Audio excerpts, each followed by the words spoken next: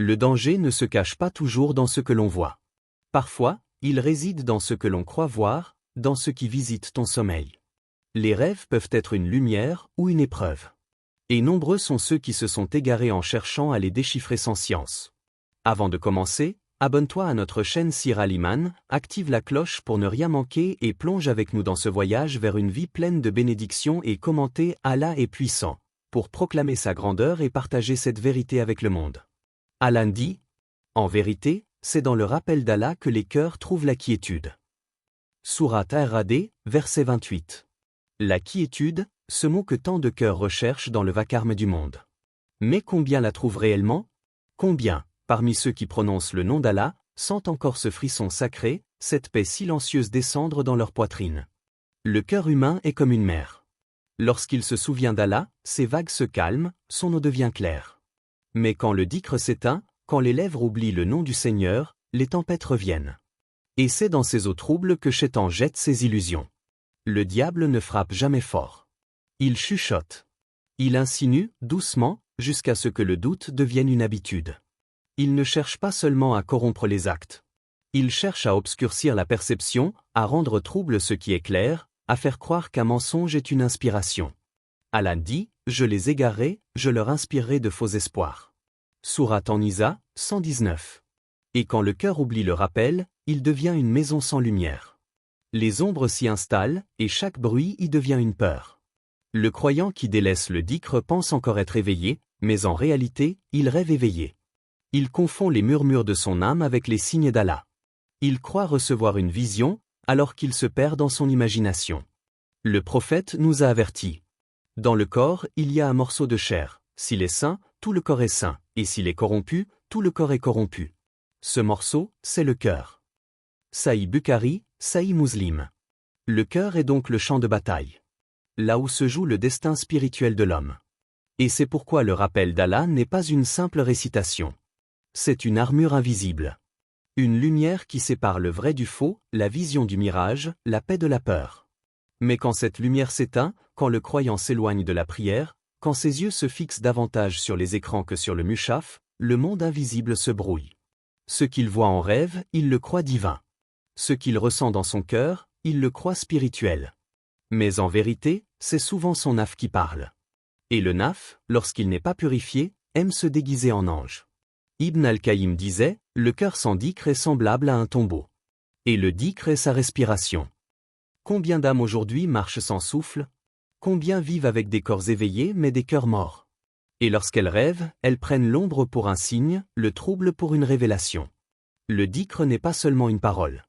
C'est un état. C'est une vigilance du cœur face à l'oubli. Celui qui se rappelle d'Allah, même dans le silence, entend ce que les autres n'entendent pas. Il perçoit la ruse de Shaitan avant qu'elle n'entre. Il reconnaît la tromperie avant qu'elle ne s'installe. Mais celui qui s'endort dans l'insouciance, celui qui laisse son esprit errer sans rappel, verra ses rêves se peupler d'images sans sens. Et il dira, Allah m'a montré ceci. Alors qu'Allah ne parle pas à travers le désordre. Ibn Taymiyyah disait, le cœur qui s'attache à une illusion sera puni par cette illusion. Oui, puni par nos propres mirages. Parce que nous avons abandonné la lumière du Coran pour la lueur fragile des songes. Parce que nous avons cessé d'interroger nos âmes avant de chercher à interpréter nos rêves. Le rappel d'Allah n'est pas une simple répétition mécanique. C'est un combat contre la distraction.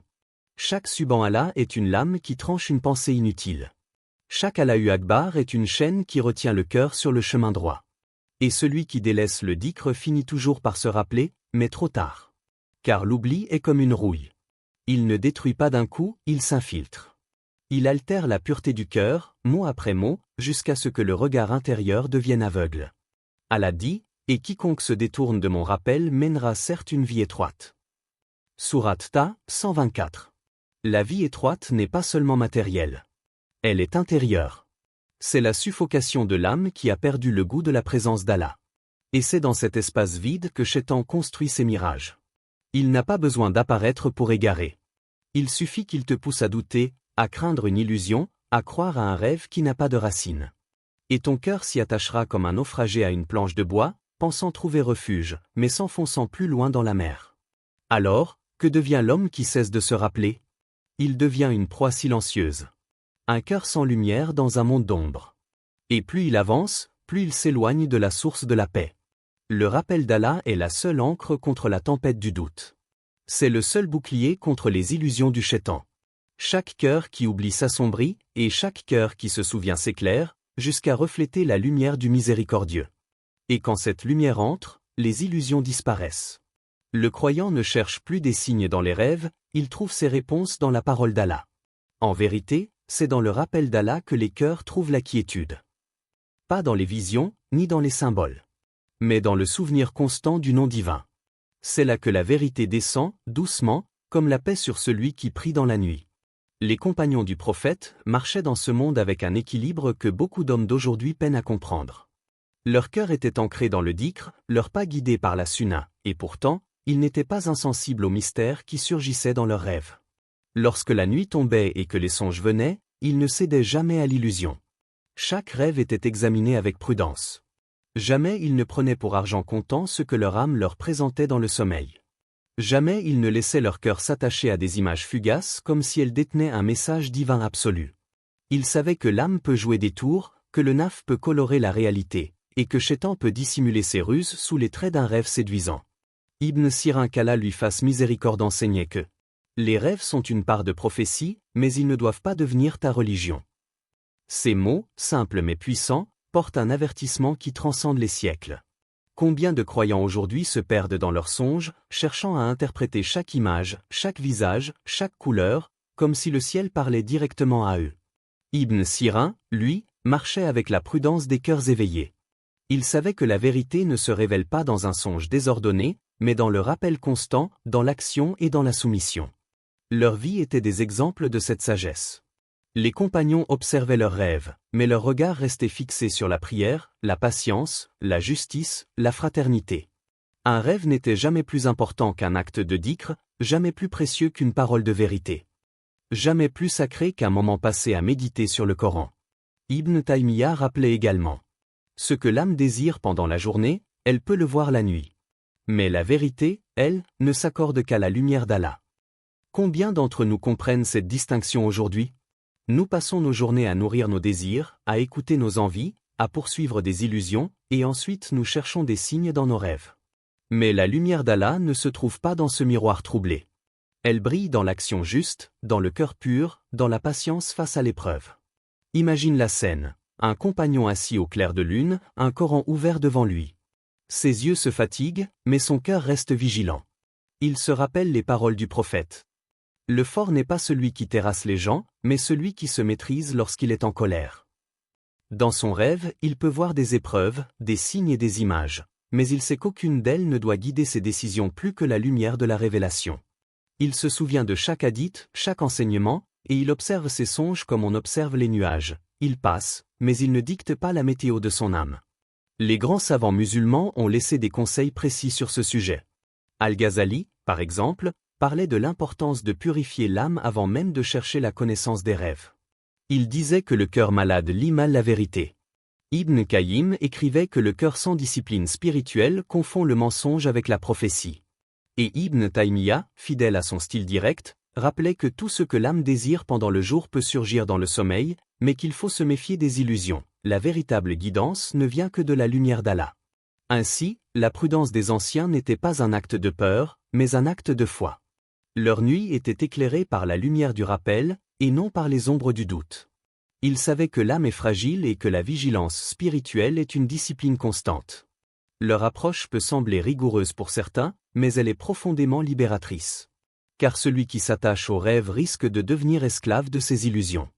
Celui qui vit selon la lumière d'Allah, même dans un monde rempli de confusion, marche avec une certitude que rien ni personne ne peut ébranler. Dans cette lumière, les songes deviennent des simples voyageurs, ils passent, mais ne s'installent pas. Ils peuvent alerter, avertir, inspirer, mais jamais imposer. Le croyant sait faire la distinction entre le message divin et le fruit de son imagination. Cette sagesse historique nous enseigne quelque chose de crucial. La guidance est dans l'action et non dans la rêverie. Elle est dans le rappel, dans la prière, dans la purification du cœur, dans le contrôle du naf. Les rêves, si précieux soient-ils, ne sont que des fragments, des éclats qui peuvent égarer si l'on s'y attache trop. Les compagnons l'avaient compris. Les grands savants l'avaient répété. Et pourtant, combien de cœurs modernes se laissent encore emporter par l'illusion? Même Ibn Sirin mettait en garde contre l'excès d'interprétation. Un cœur attaché au songe peut perdre sa clarté, confondre le mensonge et la vérité, et finir par croire que ce qu'il voit en rêve est plus réel que ce que révèle la parole d'Allah. Cette prudence historique n'était pas de la méfiance, mais une protection de l'âme. Les compagnons et les savants nous rappellent, le véritable discernement se trouve dans le cœur qui se souvient, dans les actes qui reflètent la foi, et dans la lumière d'Allah qui guide chaque pensée, chaque décision, chaque pas, même dans la nuit la plus obscure. As-tu dompté ton ego, ou est-ce lui qui te domine? Chaque pensée, chaque désir, chaque réaction du cœur est-il sous ton contrôle, ou laisse-t-il ton âme décider pour toi? Nous passons notre vie à courir après des signes, des confirmations, des rêves, et parfois, nous oublions que le vrai champ de bataille se trouve à l'intérieur. Le naf est un tyran silencieux. Il ne frappe pas ouvertement, il s'insinue dans les choix, les priorités, et même dans la manière dont nous percevons les visions qui nous apparaissent la nuit. Il cherche à nourrir son orgueil, à nous convaincre que nous sommes plus proches de la vérité que nous ne le sommes réellement. Et alors, l'âme, au lieu de s'élever vers Allah, se perd dans ses propres illusions. Cherches-tu dans tes songes la guidance d'Allah, ou la confirmation de ton orgueil? Combien d'entre nous se réveillent, convaincus qu'un rêve étrange est un message divin, alors qu'il n'est qu'un écho de leurs désirs, de leur peur, de leur curiosité ou de leur vanité? Le prophète nous enseigne que le cœur est la source de toute vérité. Le fort n'est pas celui qui terrasse les gens, mais celui qui se maîtrise lorsqu'il est en colère. Bukhari, Muslim. Dominer son cœur, maîtriser son ego, résister aux séductions de l'âme, voilà la véritable force. Un cœur discipliné n'a pas besoin de chercher des signes dans le sommeil, car il est guidé par la lumière de la foi éveillée. Souviens-toi, quiconque place sa confiance en Allah, il lui suffira. Sourate At-Tawbah 3. Ces paroles ne sont pas un simple rappel. C'est une clé qui ouvre la porte du véritable apaisement. Celui qui place sa confiance en Allah ne se perd pas dans des songes incertains, dans des interprétations aléatoires, dans des illusions de grandeur ou de peur. Son cœur devient un phare dans la nuit, capable de distinguer l'ombre de la lumière. Regarde ton cœur avec honnêteté. Qu'y a-t-il dans ton esprit au réveil? Est-ce la peur d'un futur incertain, ou la certitude que tes actes et ton dhikr t'ancrent dans la guidance d'Allah? Est-ce un sentiment d'orgueil, d'anxiété ou d'illusion, ou la paix de celui qui se tient devant le Créateur avec humilité et soumission? Ibn al-Qayyim rappelait: le cœur qui se laisse guider par l'amour d'Allah et la crainte d'Allah voit la réalité telle qu'elle est, même dans le monde des songes. Et cette réalité est simple, ce n'est pas dans le rêve que se trouve la guidance. C'est dans la pratique, dans le repentir, dans la purification, dans la maîtrise de soi. Le rêve peut être un miroir, mais il n'est jamais la source. Il reflète ce qui se passe à l'intérieur. Et si ton cœur est troublé, si ton ego est laissé libre de se manifester, le miroir renverra un visage déformé. Chaque pensée, chaque désir, chaque aspiration intérieure doit être confrontée à la lumière de la foi. Chaque action, chaque intention, chaque parole doivent passer par le filtre du dhikr, de la prière, de la soumission à Allah. Car la véritable vision ne se trouve pas dans ce que tu vois en dormant. Elle se trouve dans ce que tu fais éveillé, dans ce que ton cœur accomplit lorsqu'il est lucide, conscient, discipliné. Les songes peuvent tromper, mais le cœur pure jamais. Le croyant qui travaille à dompter son ego, à maîtriser ses désirs, à purifier ses intentions, à s'armer de patience et de constance, possède une vision que les illusions nocturnes ne peuvent altérer. As-tu examiné tes pensées aujourd'hui? As-tu confronté ton ego, questionné tes désirs, identifié les murmures qui cherchent à t'égarer? Car le naf ne se repose jamais. Il peut transformer un rêve en obsession, une illusion en vérité, un désir en religion. Et si tu ne le maîtrises pas, c'est lui qui guide ta foi, pas Allah. La véritable lumière descend sur le cœur éveillé, pas sur l'âme distraite. Le dhikr, la prière, le repentir, la sincérité. Ce sont les instruments qui illuminent l'esprit, qui disciplinent l'ego, qui mettent l'âme en harmonie avec la guidance divine. La véritable vision n'est pas celle que tu vois en dormant, mais celle qui t'éclaire dans ton éveil. Celle qui te pousse à te repentir, à prier, à purifier ton cœur. Chaque respiration, chaque action, chaque silence est une occasion de dompter ton ego. Chaque moment est une chance de fortifier le cœur contre les illusions de l'âme et les mirages des songes. Le cœur éveillé n'a pas besoin de se perdre dans des rêves trompeurs. Il voit clair, il avance droit, il se souvient d'Allah à chaque instant. Ibn Qayyim disait: L'âme qui se concentre sur la purification de son cœur ne s'égare jamais, même si les songes sont troublés. Et Al-Ghazali rappelait que la connaissance des rêves n'est utile que si elle est guidée par la discipline intérieure et la crainte d'Allah. Sans ces principes, tout rêve devient une illusion, et tout désir devient un tyran. Regarde ton cœur comme un jardin. Si tu laisses l'ego semer ses graines, le poison pousse et les fleurs de la foi disparaissent. Si tu travailles à purifier le jardin, à arroser chaque pensée avec le dhikr, à éclairer chaque recoin par la prière, alors même les songes se reflètent avec clarté et vérité, sans confusion, sans tromperie. Ainsi, l'introspection n'est pas seulement un exercice mental. C'est un chemin spirituel. C'est la reconnaissance que le vrai combat n'est pas dans ce que tu vois en dormant, mais dans ce que tu choisis d'accomplir éveillé. C'est la discipline du cœur qui décide si le rêve devient guide ou piège. Et c'est cette vigilance, cette conscience, cette discipline, qui transforme chaque croyant en lumière dans l'obscurité. Le prophète a dit : « Le fort n'est pas celui qui terrasse les gens, mais celui qui se maîtrise lorsqu'il est en colère. » Bukhari, Muslim. Combien de fois la colère, la peur ou l'illusion prennent-elles le contrôle des âmes humaines? Combien d'âmes s'emportent face à une simple image dans un rêve, un murmure dans le cœur, une intuition qui semble divine mais n'est qu'une ruse? La peur est subtile. Elle se glisse comme un voile noir sur le cœur. Elle déforme la réalité, amplifie les doutes, et pousse celui qui la ressent à chercher des réponses là où elles ne se trouvent pas. Combien de fois des hommes et des femmes, en proie à la peur ou à la curiosité, se sont tournés vers la sorcellerie, vers ceux qui prétendent lire l'invisible, vers des charlatans qui vendent des illusions en guise de guidance. Le chemin de l'âme est fragile. Une seule distraction peut semer le chaos. Une seule confiance mal placée peut briser ce que des années de dhikr et de discipline ont construit. Ibn Qayyim disait : « Le cœur qui s'attache à autre qu'Allah sera brisé par ce qu'il aime. » Combien d'entre nous attachent leur cœur à leurs rêves, à leurs désirs, à des signes incertains, oubliant que tout ce qui n'est pas Allah est éphémère, fragile et trompeur? Combien de songes se transforment en chaînes, en illusions, en filets invisibles qui emprisonnent l'âme au lieu de l'élever? Pense aux rêves que tu as eus, aux images qui t'ont surpris, aux sensations qui t'ont ébranlé, aux présences mystérieuses qui t'ont marqué. Qu'as-tu fait de ces rêves? Les as-tu laissés guider ton cœur, ou les as-tu laissés s'échapper, comme de simples nuages dans la nuit?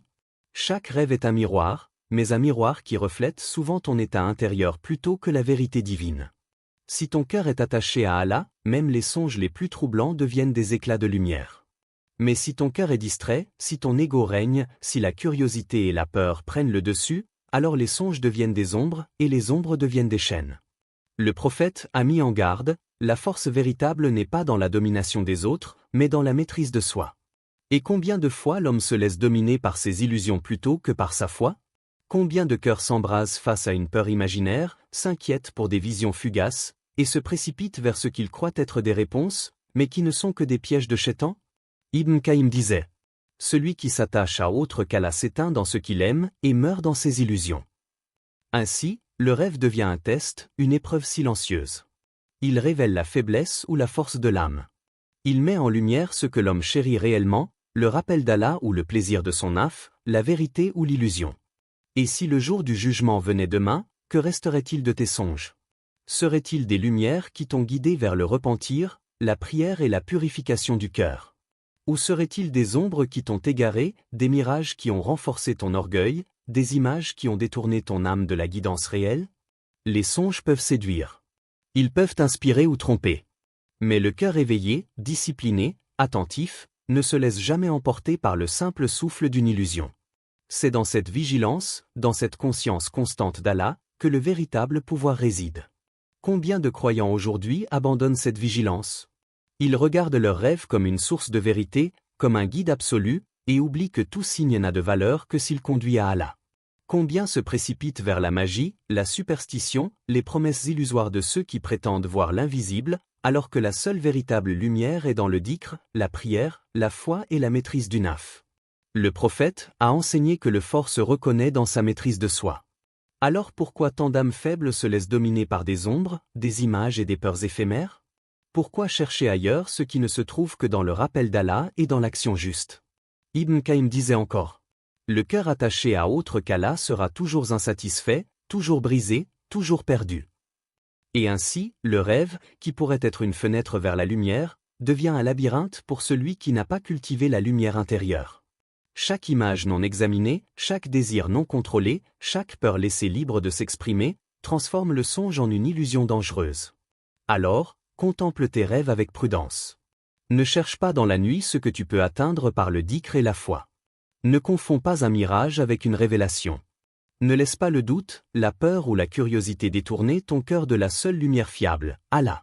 Le cœur qui se fie à Allah est solide, même si les songes sont troublants. Le cœur qui se soumet trouve la paix, même quand la nuit est sombre et pleine d'ombre. Mais celui qui s'attache à autre qu'Allah verra ses songes comme des chaînes et ses désirs comme des pièges. Alors, que restera-t-il de tes rêves au jour du jugement? Des lumières qui t'ont guidé? Ou des ombres qui t'ont perdu? Chaque image, chaque sensation, chaque murmure du sommeil devient un révélateur. Mais ce révélateur n'a de sens que si ton cœur est pur, attentif et enraciné dans la lumière divine. Le rêve est un miroir, il ne montre pas toujours la vérité, mais toujours ce que ton âme renferme. Ne cherche pas les signes dans la nuit, cherche-les dans ton obéissance à Allah. Celui qui croit en Allah et au jour dernier, qu'il dise du bien ou qu'il se taise. Forge ton âme dans la prière. Affermis ton cœur dans le dhikr. Et laisse Allah purifier ce que tes songes ne peuvent éclairer. Partage ta réponse dans les commentaires et n'oublie pas de liker et de t'abonner à notre chaîne Sir Al Iman. Que Allah vous accorde la baraka dans chaque aspect de votre vie.